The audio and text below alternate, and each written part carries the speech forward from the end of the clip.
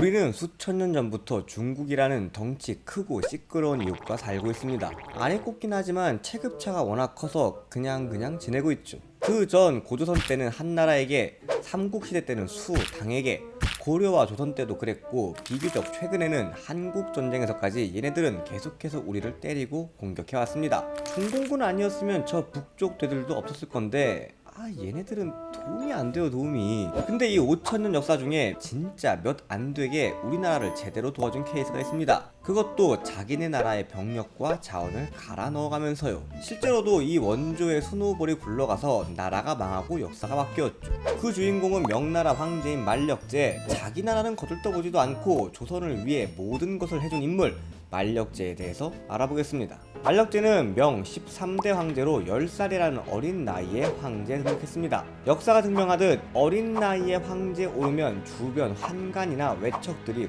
국정을 좌지우지하며 나라를 거덜내는 경우가 많죠. 다행히도 만력제 옆에는 명재상 장고정이 있었습니다. 장고정은 청렴 결백하며 능력 있는 재상이었죠. 그는 황제 주변의 간신들을 청했습니다. 여색과 술을 멀리해야 한다. 황제가 검소해야 백성이 배부르다.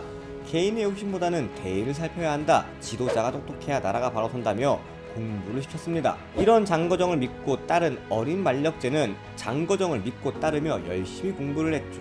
놀지도 못하고 잠자는 시간까지 아껴가며 만력제는 공부를 하며 정사를 돌봤습니다.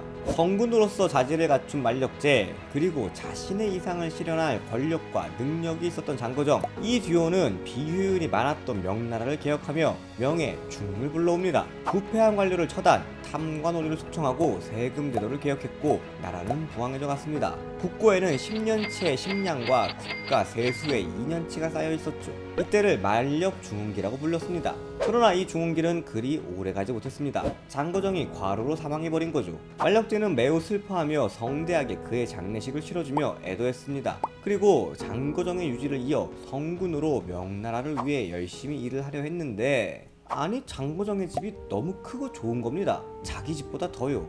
뭐지? 절제와 검소함을 강조했던 장거정은 사실은 뒤에 어마어마한 비자금을 축적하고 있었고 사인도 과로가 아니라 사실 술 먹고 여자랑 밤새 뜨밤을 보내다가 사망한 것이었죠. 부정부패와 비리 그 자체였던 장거정. 만력제는 큰 충격에 빠지고 맙니다. 10년을 믿고 따르던 사람이 원래는 정반대의 사람이었다? 아무도 믿을 수 없겠죠. 그리고 자기한테는 놀지 말라고 하고 지는 막 놀았다? 아버지이자 스승이었던 장거정에게 인간적으로 큰 실망을 하고 흑화해버리는 만력제. 장거정이 자신에게 했던 모든 것을 부정하려는 것인지 모든 것에 염증을 느껴버린 만력제는 일을 안 해버립니다. 그것도 30년을. 여색을 탐하고 놀았던 황제는 종종 있었지만 30년을 아무것도 안하고 놀기만 한 황제는 만력제가 유일합니다. 궁녀 10만 명과 환관의 시중을 받으며 매일 술과 고기로 연애를 즐겼습니다. 궁녀가 너무 많아 고르기도 귀찮았던지 연못에 나비를 풀어서 나비가 날다 궁녀에게 앉으면 그 궁녀와 뜨밤을 보냈죠. 심기에 거슬리면 환관이며 궁녀며 채찍질을 해댔고 4, 5일에 한 명씩 죽어나갔습니다. 전국의 보물들을 긁어 모아 만력제 컬렉션을 만들었고 추가로 세금을 걷어 자기 용돈을 모았고 명조정 1년 예산의 2배를 들여서 거대한 자신의 무덤을 건설했죠. 황제의 집무실에는 전국에서 올라온 상소문과 처리해야 할 서류가 쌓여갔지만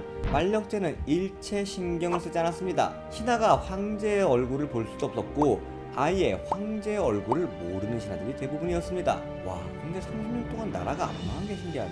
이때 저 오른쪽 섬나라에서는 명으로 가는 길을 내달라며 15만의 정예병으로 조선을 침공하고 있었습니다. 초기에는 국력이 매우 강했지만 200년간의 평화와 과도한 문치주의로 인해 조선의 군사력은 약하디 약했고 센고쿠 시대 150년을 서로 쌈박질하며 힘을 있는 대로 길러온 일본은 강했습니다. 실제로 이 당시 10만 명 이상의 정규군으로 원정을 떠날 수 있는 나라는 국토의 사이즈와 인구수부터 넘사인 명, 동로만을 멸망시키고 유럽, 아프리카, 중동까지 아우르고 있던 전성기 오스만 투르크, 그리고 일본 정도가 전부였죠. 조선은 북쪽으로 도망을 가며 바로 명의 구원을 요청했습니다. 그러나 명조정은 100년 전 강했던 조선만을 기억하고 있었죠. 조선이 얼마나 약해졌는지 일본이 얼마나 강해졌는지에는 별 관심이 없었기에 조선이 속수무책으로 밀리는 이 상황을 믿을 수가 없었습니다. 오히려 둘이 동맹을 맺고 명을 치러 오는 거 아니냐는 의심을 했죠. 조선에서는 도와달라, 명에서는 못 도와준다, 옥신각신하고 있던 이때 닫혀있던 자금성의 문이 열리고 30년 동안 칩거했던 만력제가 등장합니다. 조선은 만력제의 바짓가랑이를 붙들고 애걸복걸 하려고 했으나 그럴 필요가 없었습니다. 왜냐? 만력제가 그냥 쿨하게 도와주기로 했거든요. 30년 동안 아무것도 안 하다가 처음 한 일이 조선의 원군 보내기. 이 상황이 잘 이해가 안 되기에 야사에서는 꿈에서 관우가 나타나 만력제에게 형님은 전생의 유비였고 조선의 왕 선조가 전생의 장비였다. 형님이 아우를 도와주셔야 한다 라는 꿈을 꾸고 칩거에서 깨어나 조선을 도와줬다라는 썰이 있기도 합니다. 아무튼 20일 만에 수도가 털리고 이순신 장군이 바닷길을 막으며 분전 중이었지만 15만의 일본군은 조선의 내륙을 유린하고 있었습니다. 만력제는 바로 5만의 군사를 보내주죠. 처음에 명군은 일본군을 무시하며 안일하게 전투에 임하다가 엄청 두들겨 맞았습니다. 그러나 조선이 망하면 다음은 명나라이기에 정신을 차리고 조선군과 함께 일본군을 역공당하기 시작합니다. 둘이 같이 때리니 더 아프겠죠? 만력제는 여기에 고생한다며 전생의 동생인 선조에게 은을 상자째 하사하고 바다에서 분전하고 있는 이순신에게는 자기와 보물을 건네주며 조선에 대한 사랑을 보여줍니다. 이윽고 정유재란 때 일본군이 재침공을 하자 만력제는 통 크게 20만의 대군으로 조선을 도와주었습니다. 근데 이때는 명나라 각지에서도 밀란이 일어났었고 만주에서는 홍타이지가 만주 여진종을 통합해서 세력을 키우고 있었습니다. 그걸 막아야 할 병력과 자원으로 조선을 도와준 것이죠. 그저 빛. 이순신과 수많은 의병 그리고 만력제 원군으로 왜군을 물리치긴 했지만 조선의 상황은 최악이었습니다. 7년간의 전쟁으로 농사를 지어야 할 사람들은 피난을 가거나 전쟁에 동원되었고 많은 사람들은 죽고 또 일본에 납치되었습니다. 농지는 황폐해졌고 농사를 지어야 할 노동력은 부족했습니다. 사람들은 굶고 병들어 죽어가는 대기근이 펼쳐졌죠. 이때 아낌없이 주는 나무 만력제, 조선의 굶주린 백성을 생각하며 눈물을 흘렸죠. 그러다 번뜩 그 생각, 쌀이 없어서 밥을 못 먹으면 내가 쌀을 주면 되잖아. 바로 신하들에게 조선에 쌀을 보낼 것을 명합니다. 만력제의 30년 칙거와 사치, 향락, 그리고 관료들의 부정부패와 그로 인한 각종 민란들로 명나라 내부 사정도 그리 좋지 못했습니다. 여기에 조선으로의 대규모 파병으로 힘이 많이 빠져 있었죠. 그래도 황제 명령이니 명조정은 조금만 지원해 주려고 합니다. 그러나 어림없지. 그저 빛, 갓, 만력제님께서는 100만석을 보내주라 명하셨죠. 보통 성인 남성 한 명이 1년을 먹는 쌀의 양을 1석으로 치는데 그러면 100만 명이 1년을 먹는 어마어마한 양인 거죠. 킹, 갓, 그레이트 만력제님께서는 하북과 산동 지역에 쌀을 박박 긁어서 쌀 100만석을 보내주셨습니다. 하북, 산동 지역 사람들은 죽던지 말던지 조선 사람 먹어라. 굶주린 조선 백성들에게 만력제 구호 식량은 그저 하늘이 내린 은혜였습니다. 전쟁 후 망하는 게 당연해 보였던 조선은 기적적으로 살아나게 되죠. 조선의 조정 대신들 뿐 아니라 일반 백성들까지도 만력제를 칭송했고 조선 왕 선조를 욕하는 사람은 있어도 만력제를 욕하는 사람은 없었습니다. 있었어도 돌마다 죽었겠죠.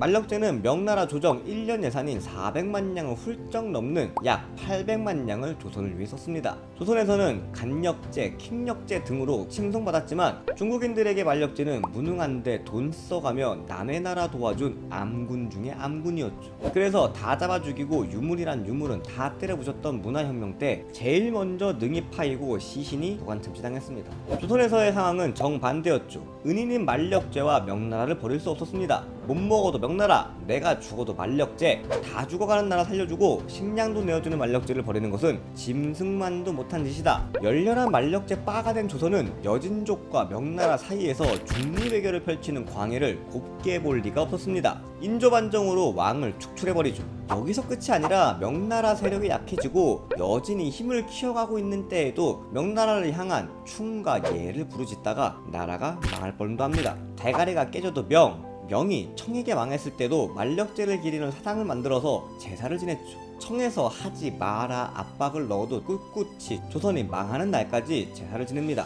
사람들은 조선의 이런 모습을 보며 명나라의 애완견 4대주의로 진작에 망했어야 할 나라, 국제 정세는 제대로 보지 못한 부끄러운 나라, 이미 망해버린 명나라만 그리워하다 나라 발전의 기회를 놓친 바보 라며 욕을 하고 있습니다. 지식미어캣도 어느 정도 동의하는 부분이 있습니다. 그러나 만약 지식미어캣이 1580년생이고 13살 때 전쟁으로 집을 잃고 피난을 가다가 왜군을 만나 죽을 뻔했는데 만력제가 보내준 명나라군이 살려주고 배가 고파 쓰러져 죽어가고 있을 때 만력제가 주신 쌀을 먹고 살아났다면 만력제를 사랑하지 않을 수 없을 것 같습니다. 우리 입장에서는 그저 빛이죠. 그립습니다. 만력제.